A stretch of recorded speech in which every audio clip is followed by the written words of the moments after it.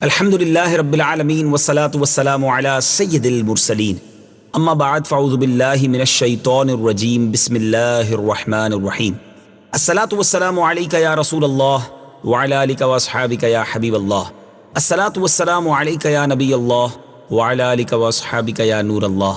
میٹھے میٹھے اسلامی بھائیوں اور مدنی چینل کے ناظرین، سلسلہ ہے ایک قصہ ہے قرآن سے۔ قرآن ہے میرا رہنما، قرآن شفا ہے، نور ہے قرآن، جلا دل کی میرا قرآن، رضا رب کی میرا قرآن، قرآن قرآن۔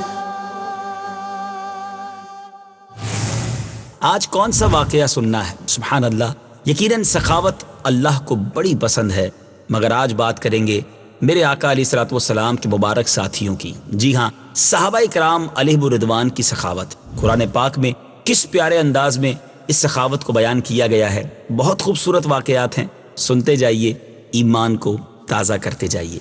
حضرت عبداللہ ابن عمر رضی اللہ تعالی عنہ سے روایت ہے کہ ایک صحابی نے بطور ہدیہ ایک صحابی کے گھر بکری کا ایک سر بھیج دیا، تو انہوں نے یہ کہہ کر کہ ہم سے زیادہ تو میرا فلاں بھائی اس سر کا ضرورت مند ہے، وہ سر اس کے گھر بھیج دیا۔ تو اس نے کہا کہ میرا فلاں بھائی مجھ سے بھی زیادہ محتاج ہے، یہ کہا اور سر دوسرے صحابی کے گھر بھیج دیا۔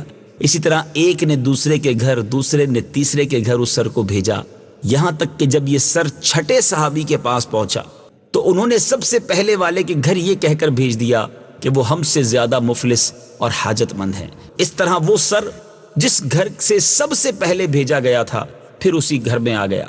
اس موقع پر سورہ حشر کی یہ آیت نازل ہوئی جس میں اللہ تبارک و تعالی نے صحابہ کرام کی سخاوت کا خطبہ ارشاد فرمایا۔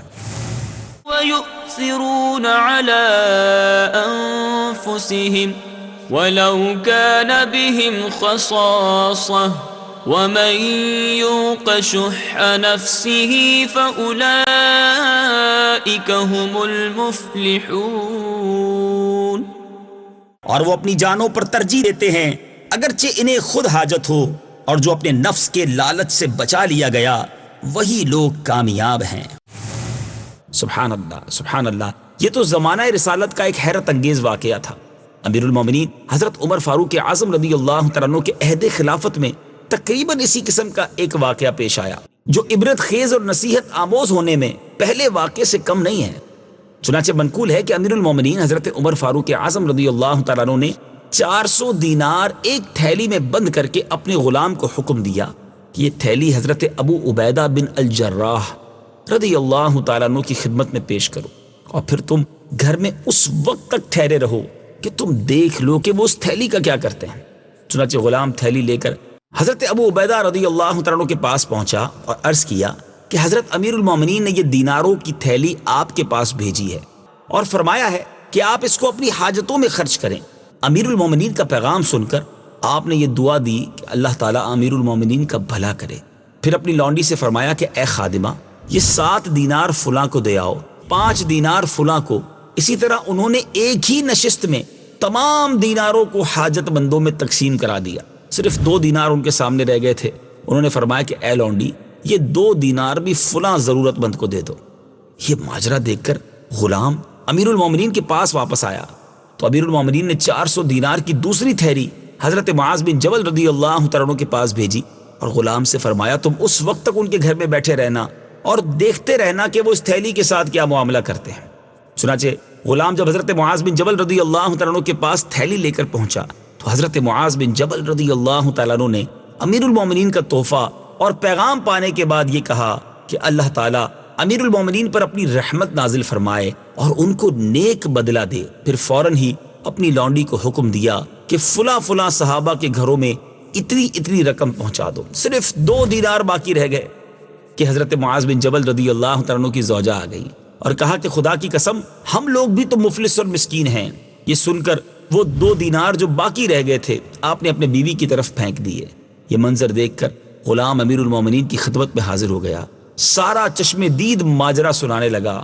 امیر المومنین حضرت ابو عبیدہ اور حضرت معاذ بن جبل رضی اللہ تعالی عنہما کی سخاوت اور اولو العزمی کی داستان سن کر فرط تعجب سے انتہائی مسرور ہوئے اور فرمایا کہ اس میں کوئی شبہ نہیں کہ صحابہ کرام یقیناً آپس میں بھائی بھائی ہیں اور ایک دوسرے پر انتہائی رحم دل اور آپس میں بے حد ہمدرد ہیں۔ حضرت بی بی عائشہ رضی اللہ تعالی عنہا اور دوسرے صحابہ سے بھی یہ روایت منقول ہے۔ ایک اور حدیث میں اس آیت کا جو ابھی آپ نے تھوڑی دیر پہلے سنی، اس کا نزول کا واقعہ کچھ یہ ہے کہ بارگاہ نبوت میں ایک بھوکا شخص حاضر ہوا۔ پیارے آقا علیہ الصلوۃ والسلام نے ازواج مطہرات کے حجروں میں معلوم کرایا کہ کیا کھانے کی کوئی چیز ہے۔ معلوم ہوا کہ کسی بی بی صاحبہ کے یہاں کچھ بھی نہیں ہے۔ تب پیارے آقا علیہ الصلوۃ والسلام نے اصحاب کرام سے فرمایا، جو اس شخص کو مہمان بنائے اللہ تعالیٰ اس پر رحمت فرمائے۔ حضرت ابو طلحہ انصاری رضی اللہ تعالیٰ عنہ کھڑے ہو گئے اور نبی پاک علیہ الصلوۃ والسلام سے اجازت لے کر مہمان کو اپنے گھر لے گئے۔ گھر جا کر بیوی سے دریافت کیا کہ گھر میں کچھ کھانا ہے؟ انہوں نے کہا کہ صرف بچوں کے لیے تھوڑا سا کھانا رکھا ہے۔ حضرت ابو طلحہ رضی اللہ تعالیٰ عنہ نے فرمایا کہ بچوں کو بہلا پھسلا کر سلا دو، اور جب مہمان کھانے بیٹھے تو چراغ درست کرنے کے لیے اٹھو اور چراغ کو بجھا دو تاکہ مہمان اچھی طرح کھا لے۔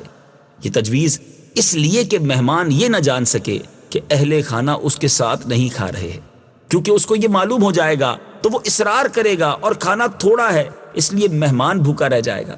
اس طرح حضرت ابو طلحہ رضی اللہ تعالیٰ عنہ نے مہمان کو کھانا کھلا دیا اور اہل خانہ بھوکے سو رہے۔ جب صبح ہوئی تو سرکار دو عالم صلی اللہ تعالیٰ علیہ وسلم کی خدمت میں حاضر ہوئے تو میرے آقا مدینے والے مصطفیٰ صلی اللہ تعالیٰ علیہ وسلم نے حضرت ابو طلحہ رضی اللہ تعالیٰ عنہ کو دیکھ کر فرمایا، رات فلاں فلاں کے گھر بڑا عجیب معاملہ پیش آیا، اللہ تعالیٰ ان لوگوں سے بہت راضی ہے، اور سورہ حشر کی یہ آیت نازل ہوئی۔ آئیے ایک بار پھر اس آیت کو سنیے اور اس کا ترجمہ سنیے۔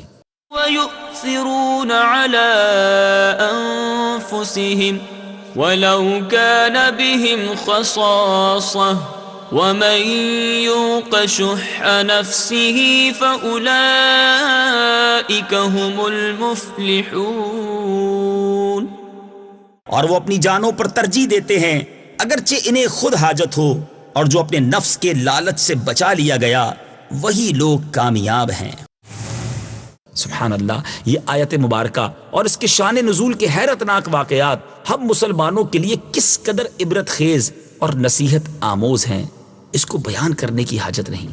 تو اب معلوم یہ ہوا کہ ہمیں بھی اللہ کی راہ میں سخاوت اختیار کرنی چاہیے۔ آخر میں ایک حدیث پاک سنیے، سخاوت اللہ کو کتنی پسند ہے، سخی انسان رب کو کتنا اچھا لگتا ہے۔ حدیث پاک کا مضمون ہے کہ سخی اللہ کے قریب، لوگوں کے قریب، جنت کے قریب اور دوزخ سے دور ہوتا ہے، اور بخیل کنجوس اللہ سے دور، جنت سے دور، لوگوں سے دور، جہنم کے قریب ہوتا ہے۔ فیصلہ آپ نے کرنا ہے کہ ہم نے زندگی کیسے گزارنی ہے، اللہ کی راہ میں خرچ کر کے، سخاوت اختیار کر کے، یا کنجوسی کے ساتھ۔